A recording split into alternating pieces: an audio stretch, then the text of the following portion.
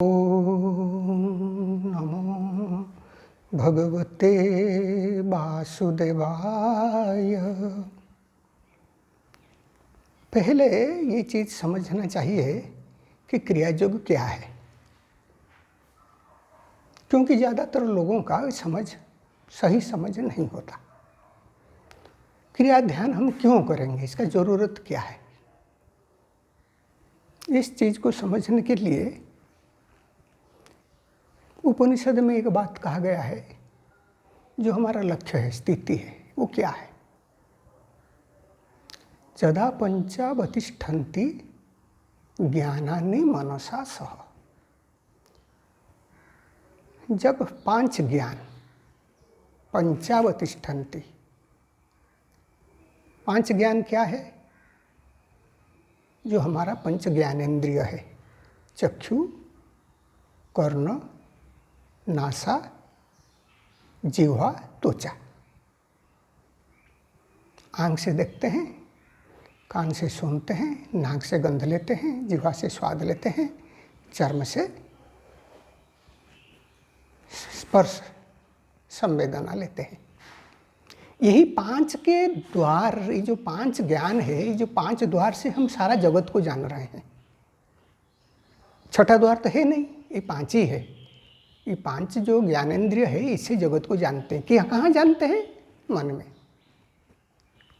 यानी हमारा जो सारा खेल इस संसार का चल रहा है, जिसके कारण हम अपने स्वरूप को भूल के इस संसार में मजे हुए हैं, इसका कारण है ये पांच ज्ञान के साथ मन।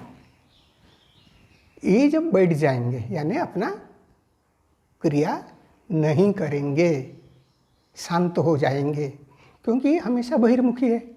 यदा पंचावतिष्ठन्ति ज्ञानानि मनसा सह। इसी तरह कठोपनिषद में क्या कहा? परांचिखानि व्यत्युनत स्वयंभू तस्मात् परांग पश्यन्ति न च अंतरात्मा। जो स्वयंभू ब्रह्मा ने जो द्वार है, इनको बहिर्मुखी कर दिए। आँख बहिर्मुखी है, बाहर का चीज़ देखते हैं। कान बहिर्मुखी है, बाहर का चीज़ सुनते हैं, बाहर का गंध लेते हैं, बाहर का स्वाद लेते हैं, बाहर का स्पर्श लेते हैं।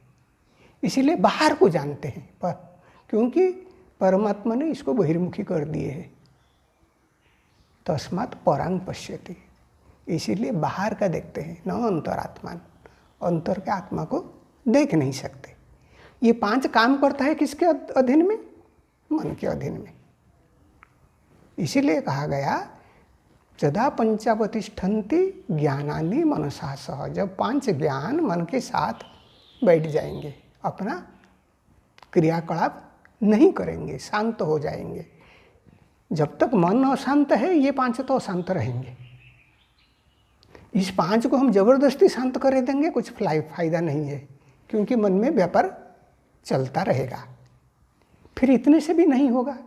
मन के पीछे है बुद्धि, जो निर्णय लेता है। बुद्धिश्च न विचिष्टति, बुद्धि भी कोई चेष्टा नहीं करेगा। तमाहु परमं गति, फिर जाके परम गति को प्राप्त होगा। जब तक पांच ज्ञान का क्रिया, यानी पांच ज्ञानेंद्रियों का क्रिया, मन का क्रिया और बुद्धि का क्रिया चल रहा है, तब तक जो परम पद है उसका प्राप्ति नहीं हो सकता, क्योंकि ये सारे बहिर्मुखी है। ये बाहर को ही देखता है, ये अंतरात्मा को नहीं देख सकता। इसी को शांत कर देना पड़ेगा, इसी को निष्क्रिय कर देना पड़ेगा। ये क्रियाशील है तो होगा नहीं। यहाँ बुद्धि के साथ और एक चीज़ को अपने आप आ जाता है, वो है अहंवृत्ति। क्योंकि बुद्धि है तो अहंवृत्ति है। बुद्धि का सारा क्रिया मैं मेरा से ही चलता है। तो ये मैं मेरा से जब तक क्रिया चलेगा, वो बुद्धि चलेगा, तो उसके साथ साथ उसका जुड़वा भाई है रहेगा। यानी इन सब को बैठा देना पड़ेगा। यहाँ हम मन और बुद्धि कहने से चारों चीज़ को समझना पड़ेगा। मन, बुद्धि, अहंवृत्ति और अवचेतन वृत्ति। यानी मनोवृत्ति जब तक चल रहा है, बुद्धिवृत्ति जब तक चल रहा है, अहंवृत्ति जब तक चल रहा है, और अवचेतन वृत्ति जब तक चल रहा है तब तक नहीं होगा। जो परम पद है वो नहीं होगा। तो कैसे होगा ना, इनको शांत कर देना पड़ेगा, इनको विश्राम देना पड़ेगा। इसी चीज को ऋषि पतंजलि ने पूरा साधा सरल भाषा में बता दिए। क्या? योग चित्तवृत्ति निरोध। योग चित्त के वृत्तियों का निरोध कर देना है, तब जाके योग होगा। चित्त के वृत्तियां जब तक चलता रहेगा, यानी चित्त शब्द से यहाँ आपको मन को लेना पड़ेगा, बुद्धि को लेना पड़ेगा, अहम वृत्ति को लेना पड़ेगा और अवचेतन वृत्ति को लेना पड़ेगा। कोई कोई अचेतन वृत्ति कहते हैं। अवचेतन अचेतन वृत्ति में थोड़ा हल्का सा फर्क है, ज़्यादा फर्क नहीं। जो हमारा स्टोर हाउस है, जहाँ से हमें स्मृति आता है, पुरानी बात याद आता है, वही तो चल रहा है सारा व्यापार। आप यहाँ क्यों हैं आज? क्योंकि मन में संकल्प लिए मुझे सीखना है, तब तो आए हैं। हम संसार में जो भी क्रिया करते हैं, जो भी कार्य करते हैं, वो कैसे करते हैं? मन के संकल्प के कारण करते हैं। मन दो ही चीज़ करता है, संकल्प विकल्प। संकल्प विकल्प, मैं ये करूँगा, मैं ये नहीं करूँगा, मैं अलग कुछ करूँगा। एक संकल्प बना लिए, फिर एक विकल्प बना लेते हैं, नहीं नहीं ये नहीं करूँगा, वो करूँगा। तो ये जो संकल्प विकल्प का क्रिया मन में चल रहा है, इसके कारण हम जो है वो है। हमारा जो पर्सनालिटी है, जो व्यक्तित्व है, जो कुछ कर रहे हैं, जो बन रहे हैं, जो बन चुके हैं, ये सब मन में सब पहले संकल्प विकल्प होता है। मन में संकल्प विकल्प हो गया तो फिर उसको वाणी में निकलेगा या कर्म में निकलेगा। जैसा वाणी जैसा कर्म होगा, हम ऐसे ही बन गए। लेकिन ये कभी अंतर्मुखी नहीं हो सकता। ये सब क्रिया होता कैसे? तीन गुणों के कारण। एक है सत्वगुण, एक है रजोगुण, एक है तमोगुण। सारा तीनों गुण का खेला है। एक गुण में कोई क्रिया नहीं होता, ये गुणों का मिलावट होता है। गुणों का मिलावट क्या? अगर आप अच्छा काम कर रहे हैं, सत्वगुण तो ज्ञान का काम है, वो तो ज्ञान है। रजोगुण है क्रिया, तमोगुण है निश्चेष्टता, अज्ञान। ये तीनों में सारा चीज होता है। तमोगुण में रजोगुण मिल गया, बुरा काम करेंगे। सत्वगुण में रजोगुण मिल गया, अच्छा काम करेंगे। सत्व में तमो मिल गया, अच्छा तो है लेकिन कुछ करने को मन नहीं करता। तो इसी तरह हमारा जो भी क्रिया है, ये तीनों गुणों का गुणान, जो भगवत गीता में भगवान ने कहे, गुणान गुणी सुवर्तन्ते। गुण पे गुण बरत रहा है, इति मत्वा न सज्जते। हम बोलते मैं कर रहा हूँ, मैं कर रहा हूँ, लेकिन सारा क्रियाकलाप गुण से गुण का खेला ही है। लेकिन हमारा वो ज्ञान नहीं रहता। हम सोचते हैं कि मैं कर रहा हूँ। जो अहम वृत्ति है वही प्रबल हो जाता है। अहम वृत्ति के कारण, मैं मेरा के कारण बुद्धिवृत्ति काम करता है। बुद्धिवृत्ति का निश्चय के हिसाब से मनोवृत्ति काम करता है। मनोवृत्ति के हिसाब से पंच कर्मेंद्रिय और पंच ज्ञानेंद्रिय काम करते हैं। तो हमें ऐसे ही चल रहे हैं। इन सब का मूल है, जैसे पतंजलि बोल दी, चित्त का वृत्ति यार करने, यानी मनोवृत्ति, बुद्धिवृत्ति, अहम वृत्ति और अवचेतन वृत्ति। ये जो वृत्ति चल रहा है, इसमें अवचेतन वृत्ति बहुत बड़ा है। बहुत बड़ा किसी लिए? ये स्टोर हाउस है। 25 साल पहले क्या किए थे, अभी आपको याद आ गया। अच्छा लगा तो खुश हो गया अंदर अंदर। वो घटना घट चुकी है 25 साल पहले।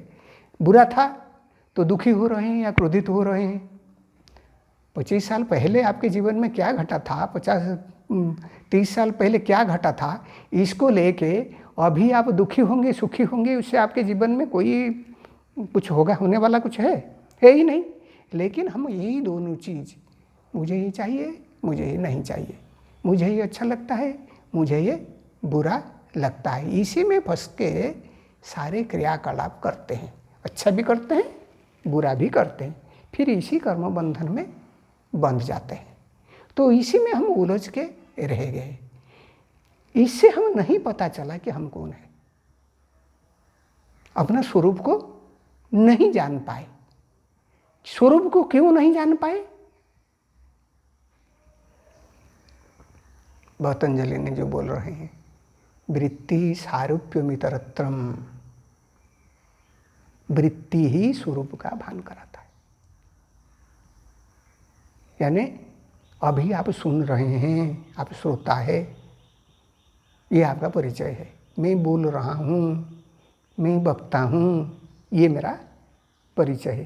क्या मैं वही हूँ? अभी आपके घर से फोन आ जाएगा आपका माँ का, तो आप क्या बन जाएंगे?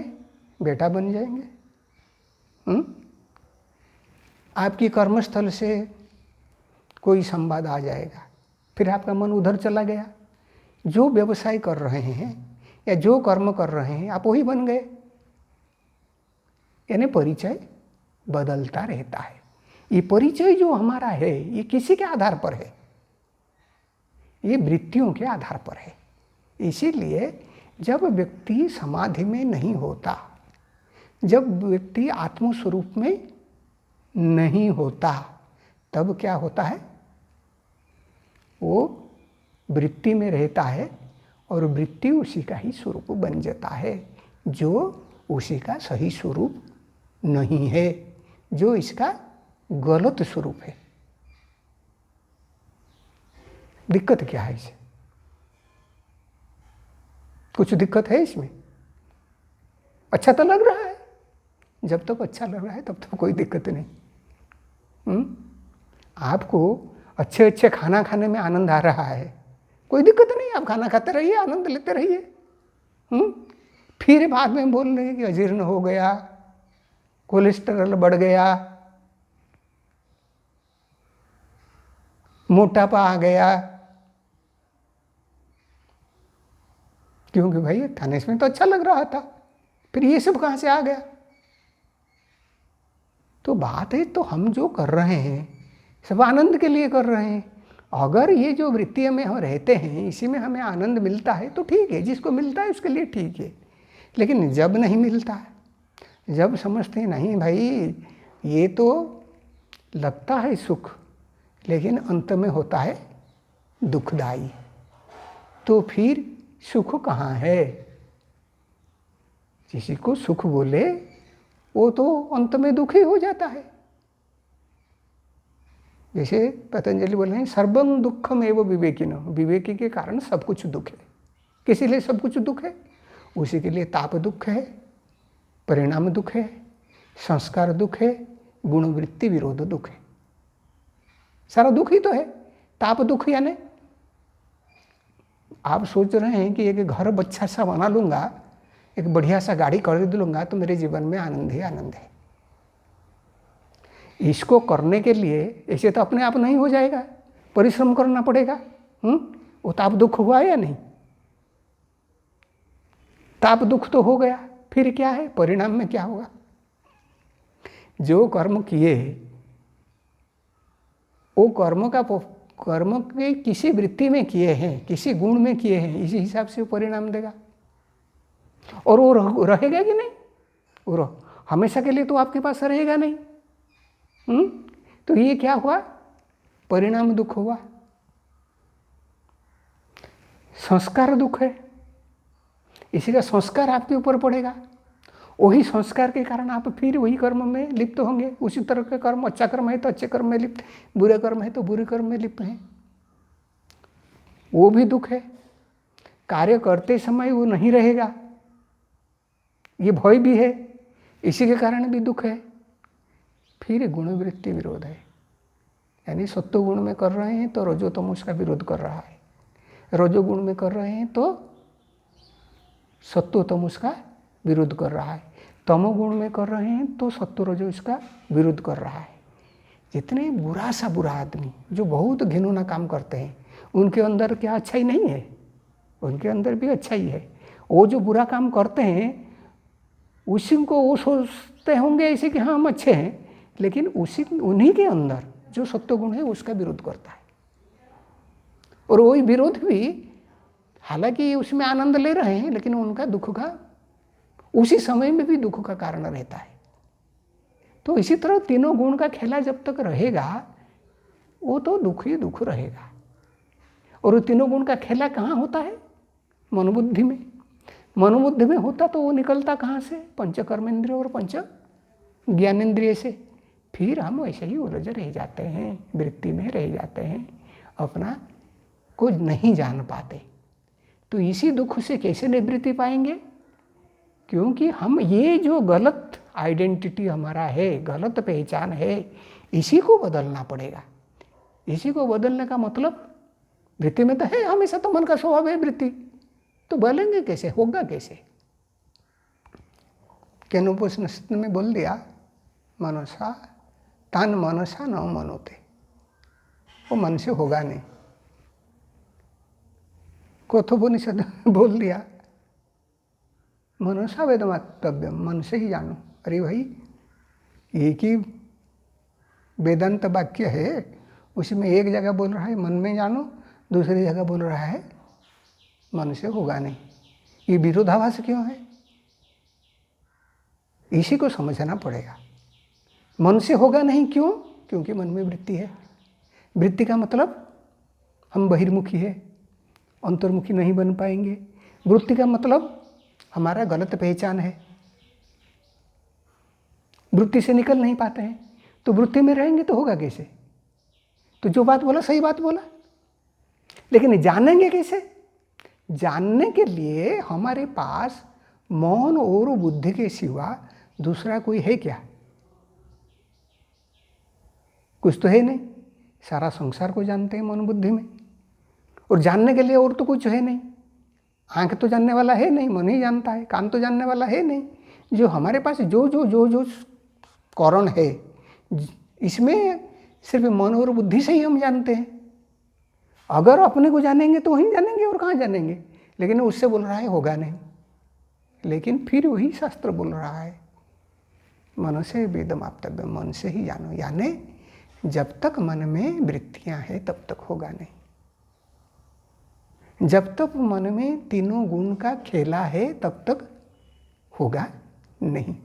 इन वृत्तियों को शांत कर दो, इन गुणों को खेला को बंद कर दो, फिर वही मन में ही जानेगा। जैसे आप कभी गंगा जी में जाएंगे, आपका मुख दिखेगा क्या? क्यों दिखेगा नहीं? पानी चलायमान है, उसमें आपका प्रतिबिंब आएगा नहीं। और क्या है? बारिश का सीजन है, पानी गंदा भी है, तो गंदा पानी में थोड़ी दिखेगा आपका मुख। लेकिन वही पानी स्थिर हो जाए, स्वच्छ हो जाए, तो आप जैसे ही देखेंगे ऐसे ही आपका प्रतिबिंब दिखेगा। यानी चीज वही है, आपका प्रतिबिंब क्या?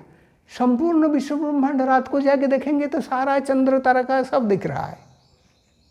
एक पत्थर, एक कंकर फेंक दिए, थोड़ा हलचल हो गया, सब चला गया। बात ही ऐसा ही है। ये जो मन है में जो वृत्तियां चल रहा है, जो चित्त में वृत्तियां चल रहा है, वो ऐसा ही है। एक के बाद एक, एक के बाद एक ये लहर है। इस लहर में वो अशांत रहता है। उस अशांत में आपका अपना जो प्रतिमूर्ति है वो दिखेगा नहीं। इसी को शांत कर दो, इसी को स्वच्छ कर दो, इसी को मलिन कर दो, और इसी को स्थिर कर दो। फिर उसी मन आपका स्वरूप को दिखाएगा। इसीलिए बताया मन से वेदमाप्तव्यम, मन से ही जानो। कहने कौन सी मन से? शुद्ध मन से। अशुद्ध मन से होगा नहीं। इसीलिए कहा मन ही विविधं प्रोक्तम। मन दो प्रकार का होता है, शुद्ध चाशुद्धमेव च। एक शुद्ध मन है और दूसरा अशुद्ध मन है। अशुद्धम काम संकल्पम। अशुद्ध मन कौन है? जिसमें कामना है, जिसने वासना है, जिसने संकल्प है। संकल्प का मतलब विकल्प भी है। वो अशुद्ध मन, उस मन से नहीं होगा। शुद्धम काम विवर्जितम। जब काम विवर्जित हो जाएगा, कोई वासना नहीं रहेगा, वृत्ति रहेगा तो वासना रहेगा, कोई कामना नहीं रहेगा, कोई वृत्ति नहीं रहेगा, फिर वो मन है शुद्ध मन। वही शुद्ध मन ही आपको अपना प्रतिबिंब दिखाएगा। बात है इतना सा, और कुछ नहीं। इसको आपके लिए कोई करेगा नहीं, आपको खुद ही करना पड़ेगा। वृत्तियों का निरोध। रोध शब्द से अर्थ है रुक जाना, रुक जाना। निरोध शब्द से यहाँ नी उपसर्ग क्यों लगा? कभी कभी हमारा वृत्तियाँ रुक जाता है। रात को जब गहन निद्रा में सोए थे, हालांकि योग में निद्रा की वृत्ति है, लेकिन इसीलिए निद्रा की वृत्ति है, लेकिन सारी वृत्ति बाकी वृत्तियाँ तो रुक गया था या नहीं? ज्ञान क्यों नहीं हुआ? सुबह उठने तो पापा हम अज्ञानी बन जाते, ज्ञानी तो बने नहीं, वही अज्ञानी की वही अज्ञानी रहे, वही मन फिर आ गया और सारा चीज। तो बात क्या होता है यहाँ, अगर कभी रुक भी जाता है तो ज्ञान नहीं होता, क्योंकि वो सत्वगुण में होना चाहिए। सत्वगुण में कि जाके फिर आप जब सत्वगुण में जब जाएंगे तमो रजो को क्रॉस कर चुके हैं, फिर सत्वगुण में जब जाके सत्व को क्रॉस कर जाएंगे, शुद्ध सत्व में स्थापित होंगे, तब जाके होगा। जब निद्रा में क्या हुआ, वो तो तमोगुण में थे, सिर्फ रुक जाने से होगा नहीं। इसीलिए निरोध शब्द, रोध नहीं करके निरोध बताई, विशेष प्रक्रिया के द्वारा। यानी जैसे आप निद्रा में सारे वृत्तियों रुक जाता है, इसी तरह जागृत में वृत्तियों को रुकना पड़ेगा ध्यान के अभ्यास के द्वारा। जो चीज हो रहा है वही चीज को, स्वाभाविक जो चीज रात्रि में निद्रा में गंभीर निद्रा में होता है, उसी चीज को बैठे बैठे जागृत में संपूर्ण जानकारी रख के आपको करना पड़ेगा, वृत्तियों को रोक देना पड़ेगा। तब जाके अंदर जो है, जो मन का स्वभाव क्या है, अकेला रह नहीं सकता, बिना विषय से रह नहीं सकता, हमेशा कुछ ना कुछ विषय को धारण करता है। सारे विषय को बंद कर देंगे तो कहाँ जाएगा वो? अंदर ही जाएगा। जो आपका जो अपना जो स्वरूप है, जो तत्व है, उसी को ही विषय बनाएगा, और उसके लिए और कोई रास्ता है नहीं। तब जाके ज्ञान होगा। तब जब ज्ञान होगा, क्या होगा? आत्यंतिक दुख का निवृत्ति होगा। आत्यंतिक दुख का निवृत्ति क्यों होगा? तब आप जान गए कि मैं चेतन स्वरूप हूँ, मैं ये शरीर मन बुद्धि अहंकार वाला नहीं हूँ, और चेतन स्वरूप होने के कारण मैं पूर्ण हूँ। मेरे तो अपूर्णता नहीं है। अभी मैं काम क्यों कर रहा हूँ, संकल्प क्यों कर रहा हूँ, कामना क्यों जगा रहा हूँ? क्योंकि मैं सोचता हूँ कि मैं अपूर्ण हूँ। गाड़ी हो जाएगा तो पूर्ण हो जाऊंगा, घर बन जाएगा तो पूर्ण हो जाऊंगा, अच्छी सुंदरी मनोवृत्ति अनुसारिणी पत्नी मिल जाएगा तो पूर्ण हो जाएगा, आज्ञाकारी लड़का बन जाए और जीवन में बहुत कुछ प्रसिद्धि हासिल कर ले तो पूर्ण हो जाऊंगा। लेकिन कोई पूर्ण तो होता नहीं, क्योंकि हम में अपूर्ण का भाव है। लेकिन अपूर्ण का भाव कहाँ से है? जब चेतन तत्व संकुचित हो गया। संकुचित होके, हालांकि वास्तव में तो संकुचित होता नहीं, हमें प्रतीति होता है संकुचन का। संकुचित होके ये जो मनोबुद्धि, इसे में अपना परिचय बना लिया, फिर हम वही बन गए। लेकिन स्वभाव से तो है विस्तारित, स्वभाव से तो है पूर्ण। ये अपूर्णता का भाव जब आ गया, वो पूर्ण होने के लिए कोशिश कर रहा है। लेकिन क्योंकि मन बुद्धि बहिर्मुखी है, इसीलिए हम ऐसे ही कोशिश कर रहे हैं पूर्ण बनने के लिए। पैसा हो जाएगा, पूर्ण हो जाएंगे, प्रिय परिजन से पूर्ण हो जाएंगे, क्षमता मिल जाएगा, इलेक्शन जीत गए, मंत्री बन गए, पूर्ण हो जाएंगे। समाज में लोग प्रशंसा किए, ज्ञानी है, गुणी है, इतने पुस्तक लिखे हैं, इतने लोग उनको मानते हैं, पूर्ण हो जाएंगे। लेकिन पूर्ण कोई उससे होता नहीं, जब तक अपना स्वरूप जो है, उसी को, जो चेतन तत्व है, उसको नहीं जानता। और उसमें तो है ही नहीं पूर्णता। जब अपूर्णता है ही नहीं, फिर कामना कहाँ से आएगा, फिर वासना कहाँ से आएगा, फिर दुख कहाँ से आएगा। तो ये है स्थिति। इसी स्थिति को प्राप्त करने के लिए हमें करना पड़ेगा वृत्तियों का निरोध। वृत्तियों का निरोध करना ही है योग। आजकल हालांकि लोग योग का मतलब समझ रहे हैं ये पेट को घुमाओ, शरीर को इधर मोड़ो उधर मोड़ो, ये तो सब एक आसन है शरीर को निरोग रखने के लिए। आप तो शरीर हो नहीं, और इसी में ज़्यादा प्रसिद्धि क्यों है? क्योंकि हमारा चेतना है, हम शरीर में ही आत्म भाव करते हैं, इसीलिए शरीर को सब कुछ समझते हैं, इसीलिए सोचते हैं शरीर निरोग रहेगा तो हमारा सब कुछ हो गया। ये इसका ज़रूरत है शरीर को निरोगता के लिए, लेकिन ये योग नहीं है।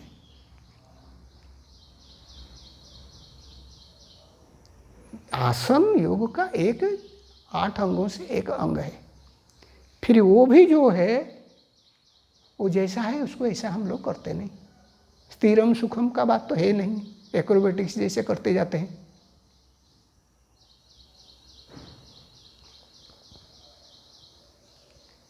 इसीलिए क्या है, वृत्तियों को रोक देना पड़ेगा। तो वही है योग। इसको कैसे रोकेंगे? अपने आप तो होगा नहीं। अपने आप जब होता है उससे तो ज्ञान होता नहीं, क्योंकि वो तमोगुण में हो जाता है। तो इसीलिए हमें पुरुषार्थ करना पड़ेगा। इसके कारण ज्ञान से होगा, लेकिन ज्ञान तो अपने आप किसी के ऊपर टपकेगा नहीं। वो टपकेगा तो किसी के ऊपर टपक जाएगा, कुत्ता के ऊपर भी टपक जाएगा, बिल्ली के ऊपर भी टपक जाएगा। इसीलिए पुरुषार्थ करना पड़ेगा। हम बोलते हैं कृपा हो जाए, कृपा हो जाए। अरे भाई, तुम्हारे ऊपर क्यों कृपा होगा? विश्व में अभी 800 करोड़ लोग हैं। आप क्यों, क्या स्पेशल है कि आपके ऊपर कृपा होगा? कृपा होना चाहिए तो सबके ऊपर होगा। और कृपा हो रहा है, सबके ऊपर हो रहा है। सूर्य जैसे आलोक देता है, ये किसी को, सूर्य का रोशनी किसी के ऊपर पड़ता है, किसी के ऊपर नहीं पड़ता है, इसे सोच के होता है क्या? लेकिन उसका लाभ कौन लेगा? वो तो उसी के ऊपर, पात्रता के ऊपर निर्भर करता है ना। तो इसी तरह हमें इसके लिए प्रयत्न करना पड़ेगा। इसके लिए जो प्रयत्न करेंगे, जो क्रिया करेंगे, जो साधना करेंगे, जो अभ्यास करेंगे, उसका नाम है क्रिया योग। योग की स्थिति में आरूढ़ होने के लिए जो साधना किया जाता है, इसका नाम है क्रिया योग। इसीलिए ऋषि पतंजलि ने साधन पाद में पहले क्रिया योग का ही नाम शब्द, पहले क्रिया योग शब्द पतंजलि योग सूत्र में आता है, और एक ही शब्द आता है क्रिया योग। उसके सीधा और कोई योग शब्द आता है, क्रिया योग शब्द आता है, और कोई शब्द आता नहीं। बाद में जितने शब्द है वो बाद के जो साहित्य है उसमें आया है, उससे पहले नहीं। तो इसीलिए इसको कहाँ बताए? साधन पाद में बताए, यानी ये साधना है। तो इसके लिए जो क्रिया करेंगे, इसी को ही हम क्रिया योग कहते हैं। यानी हमें अपना मन की, बुद्धि की, अहं वृत्ति को, मनोबुद्धि का वृत्ति को, अहं वृत्ति को और अवचेतन वृत्ति को रोक देना पड़ेगा एक अभ्यास के माध्यम से। वो कैसे करेंगे? वो टेक्निक आपको बताया जाएगा। जितने भी टेक्निक है ये सब शास्त्रीय टेक्निक है, शास्त्र के बाहर नहीं है। शास्त्र में बताया गया है, मूलभूत सिद्धांत को शास्त्र में बताया गया है। शास्त्र के बाहर जाएंगे, अपना मनमानी करेंगे तो क्या होगा? अशास्त्रं विहितं घोरं तप्यन्ति जे तपोयना, भगवान ने भगवत गीता में करें। जो अशास्त्र विहित कर्म करेगा, इसके लिए इसका तपना ही सार है, और कुछ नहीं है। मेरे जीव के ऊपर नियंत्रण नहीं है, जीव को काट दूंगा, ये कोई तप हुआ? अरे जीव के ऊपर जीव का क्या दोष है? मन के ऊपर तुम्हारा नियंत्रण नहीं है। आंख इधर उधर चला जाता है, आंख को फोड़ दूंगा, ये तप है? कोई कोई पागल ऐसे करते हैं, क्योंकि मानसिक संतुलन पूरा खो बैठते हैं, इसीलिए ऐसे करते हैं। एक पैर में खड़ा हो जाऊंगा तो कुछ काल हो जाएगा, ज्ञान हो जाएगा। एक हाथ उठा के रखूंगा तो ज्ञान हो जाएगा। हठधर्मिता ये सब है। इससे क्या होता है, व्यक्ति का इच्छा शक्ति बहुत प्रबल हो जाता है। जैसे बच्चे हठ करते हैं ना, ये हठधर्मिता के कारण इच्छा शक्ति प्रबल हो जाता है। इसके कारण मन का एक फैकल्टी का पावर बढ़ गया। एक फैकल्टी का पावर बढ़ जाने के कारण उनको कुछ सिद्धियां मिल सकता है, कुछ काम में आसानी हो सकता है। लेकिन ये तो हमारा उद्देश्य नहीं। हमारा उद्देश्य है वृत्तियों को रोक देना, वृत्तियों को रोक के अपने स्वरूप में प्रतिष्ठित होना। इसके लिए जो प्रक्रिया है वही प्रक्रिया है क्रिया योग। और इसी का लिए कैसे क्या साधन करेंगे वो आपको धीरे धीरे धीरे धीरे बताया जाएगा। इसका जो निर्देश है वही जो परंपरा के गुरु के निर्देश में, गुरु निर्देशित मार्ग में। और गुरु निर्देशित मार्ग, आजकल तो बहुत सारे गुरु हैं जो शास्त्र का बात मानते नहीं। इस शास्त्र विहीन बात करने वाले गुरुओं के बात से नहीं, इनको सिर्फ अपना